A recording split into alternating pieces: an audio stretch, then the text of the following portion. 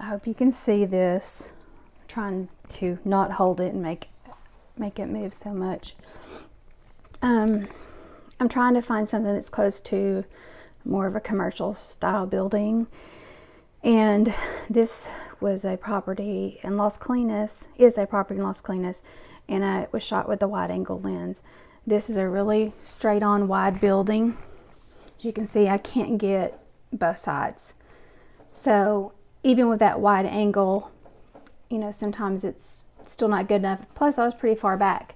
Same thing with, you know, these buildings. They're so long that I'm unable to get them all, and you'll have that problem when they're tall too. So what I do, I'm just going to go ahead and show you what I do. This might be something you think about doing, is I take vertical pictures and I take sections of the building. So I'll take, starting from the left, so you can see the very side of that building, all the way to the right. So after that, you highlight these in Bridge, and then you're going to go to Tools, Photoshop, Photo Merge. You probably know how to do this. I'm not sure, so I'm just going to proceed like I'm telling a beginner. So it will come up and it'll ask you all these files. I use Auto Blend Images Together, and I'll click OK.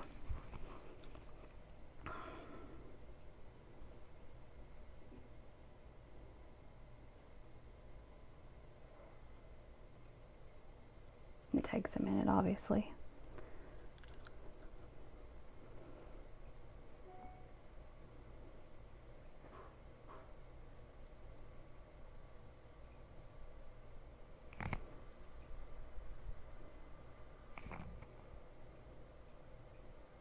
See, if I knew how to do this, I could like pause it and start back, but I don't, so.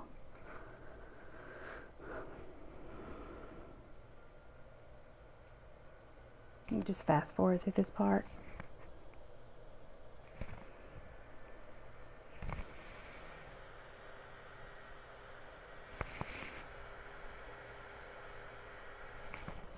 Okay, now we have our pano. And you can see that it is distorted. This is the fisheye that you get with a wide angle lens, but that's okay. So what I do is I go to layers, and I have all the different layers. If you turn them off, you can see where it has pieced the pieces together. So what I do is I go to the drop down menu and I'll say merge layers. Don't flatten, but you merge. That still keeps your transparency. And so then I'll go in here and I'll go to edit, transform, and distort. And then I'll just kind of eyeball it and, you know, make it look a little better and not so distorted.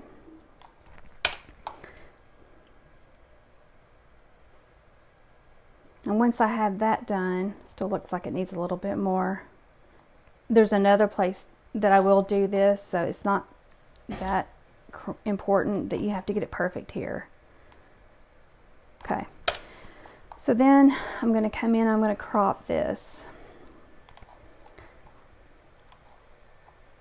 I'm going to make it as wide as possible. I don't know how much of the picture I'm going to want later. And if, you know, if it's a tall building, you'll have a lot more, so you may have to fill in some sky. So I go here and I crop it. And then I go to my image size, because this is a pano. It's 154 by 74 at 72. So I'm going to have to change my resolution and my size. So I'm going to uncheck resample, change my resolution to 300, hit resample again, and then I'll bring this down to, let's say 12, whatever you need it to be. So it went from 170 to 17. Okay, so got that done, and then I will save my file. It'll say Untitled Panorama PSD. You're going to want to make it a JPEG. I'm just going to save it as Robyn sample.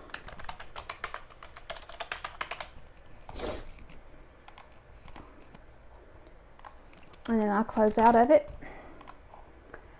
Then I go to bridge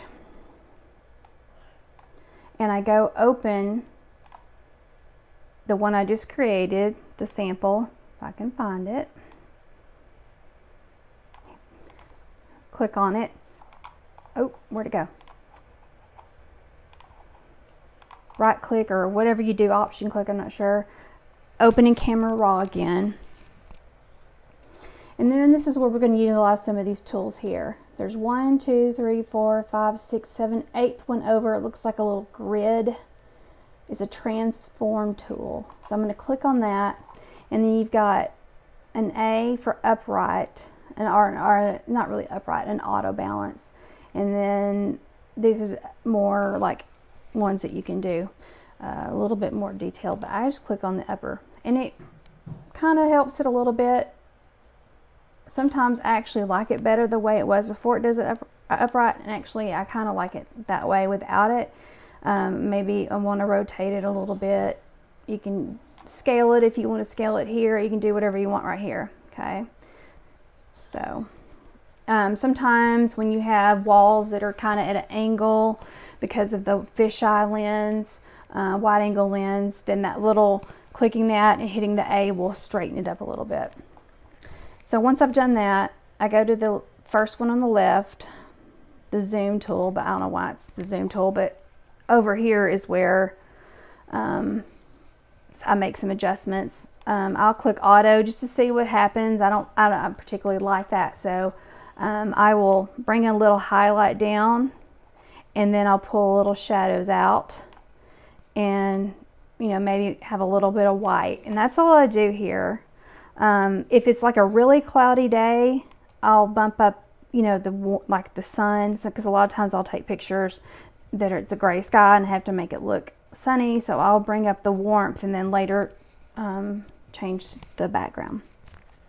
So I'm just going to leave it right there. Open image. Okay, so this is where the actions come in. This saves you a lot of time. So if you'll load that action, I'm not sure if you have or not, but if you go in and load the action, the one that I sent you is called Picture Perfect. I have a bunch here, so just ignore those. So I just drop down and I start with Crystal Clear, and I hit run, hit the little play to run it. So you can see it's made some changes.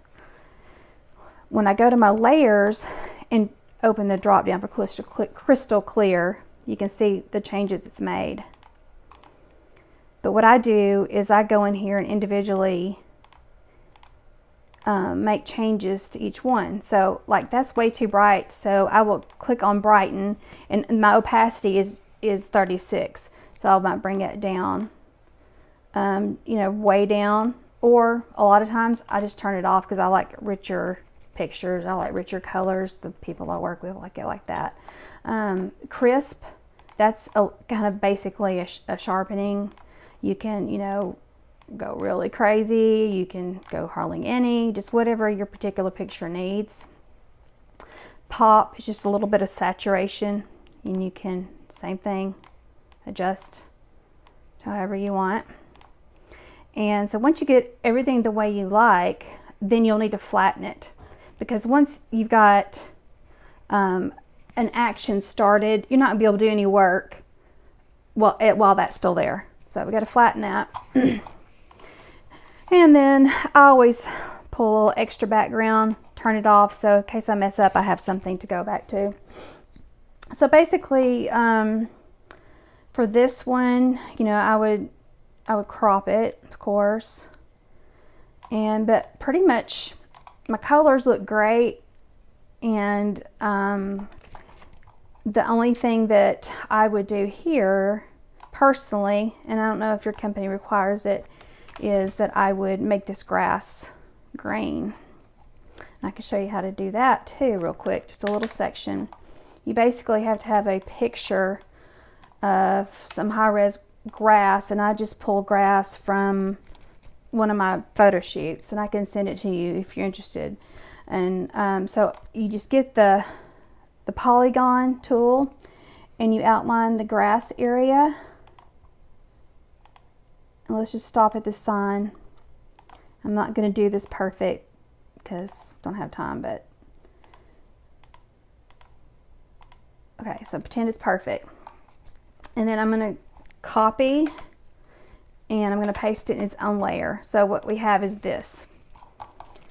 In layer 1, I'm going to name it grass, just so I can remember. And then I'm going to go and I'm going to open up a photo of a grass, which I have no idea where I saved it. Let me see. Grass PSD. That's not the one. Okay. So I'm just going to take this grass out of this file here, highlight some of it, hit copy, and then I'm going to go back to the Robyn sample and I'm going to use my magic wand tool and I'm going to click in the white area and select inverse, which I do it with quick keys. I don't know how to do it without quick keys. Select inverse. So now what I have selected is my grass. So then I'll go to edit, paste special, paste into. So it puts this grass in there. Now I'm going to turn this back on so you can kind of see what we're working at. Well, obviously that grass is really big, so I'm going to scale it down to where it's more, you know, the size that grass would be in that distance. So I had that in there. Then in my layer 1, I just go in here and adjust my fill and my opacity to where some of the other grass shows through. But like even here, I don't know if you can see it, the grass is still way too big. So I'm going to go back in and I'm going to scale it way smaller. And then I'll just make copies of the grass and copies of the grass. And actually it works better if you, well, I only need 2. If you're going to make copies of the grass and maybe it's better to do it at 100% and then merge the two together, so you can make everything the same color. So here now I can change the color. That's what I need to do, merge them both. Hello. Merge. So that when I adjust my fill, it'll do the whole thing. And then once you've kind of got, okay, now it looks a little bit like green grass, you can go in here and change the color, especially if you're trying to match, say for instance, someone, you know, in Corpus takes pictures and they've got green pretty grass and you've got dead grass. You can take their picture, pull it up and adjust the colors to match. You know, it's either going to be, you know, beautiful winter grass or, you know, just the light grass. So you have to just play with that. And you just do the same, you do the same thing for every section. And I do small sections because of the blades looking too big. And I'm trying to think what else. After I do that, I'll save that file. I'll save this as a PSD to keep those layers. If I ever want to go back and do anything to it, say if I get in there, I'm like, oh, I don't like it, I have a PSD backup. But for this purpose, I'm going to flatten it now and save as my original JPEG name. Save over that.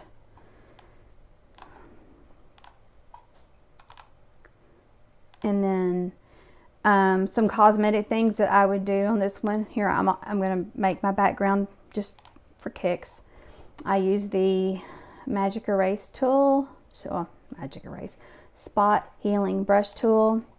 And, you know, I don't like that sign, so sign goes bye-bye. Or whatever that was. This sign right here, it can go bye-bye. Things like that. Don't forget your shadows. That's very crude and rough. I would be much more precise if I were doing this for real. You can get rid of that sign with that tool. It's very fast. So that's about it. The only other thing that I sometimes do is I replace the skies. This has a beautiful sky. So like here, let's see if I have some more open that might not have a pretty sky. Yeah, this is terrible. So I'm going to open it in camera raw, just kind of run through the settings. I'm going to straighten it, and I'm going to hit auto, see what I get. Don't like that. So go back to default, pull in my highlights, bring out my shadows. And this is one that was on a cloudy day. I had no choice, so I'll warm it up a little bit, open it up.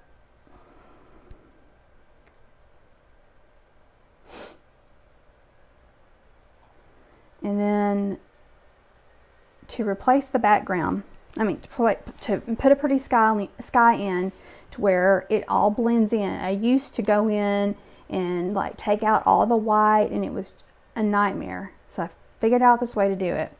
So under layers, you have a background. You're going to need to drag and make 2 copies. Once you make your 2 copies, you have 3 total. So you're going to turn off the bottom one and the top one, and you're going to work on this layer. And with your polygon tool, you're going to basically outline you're going to be taking anything that is blue that is outside of this outline will be changed to sky, or blue or white. So I don't really care about how close this is because I've got this tree here, but I want that white to be some sky to show through. And so I select the part that I want to replace,